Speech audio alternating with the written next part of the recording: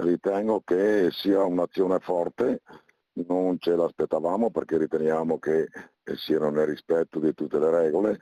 Il no moschea è un no moschea principalmente per quanto riguarda il piano regolatore. Così Sergio Vallotto, segretario provinciale Lega Venezia, partito, costretto a rimuovere dai bus CTV i manifesti per la campagna elettorale recanti la scritta No Moschea, dopo l'esposto dell'Unione Comunità Islamiche d'Italia, ritenendo i messaggi religiosi incompatibili con le condizioni contrattuali. Convela, la società che gestisce il trasporto pubblico per il Comune di Venezia, che rimuoverà i 70 banner dei bus entro le prossime ore.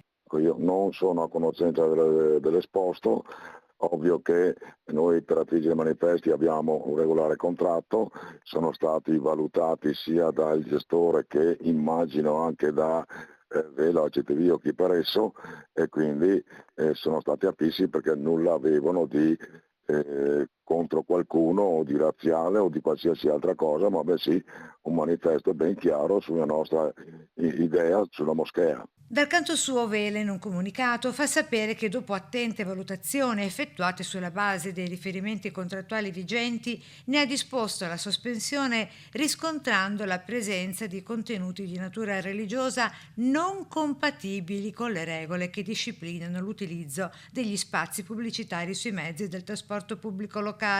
Al committente è stata contestualmente proposta la sostituzione del messaggio con un alternativo conforme, si legge nella nota, alle condizioni contrattuali in essere. Ma la Lega non ci sta.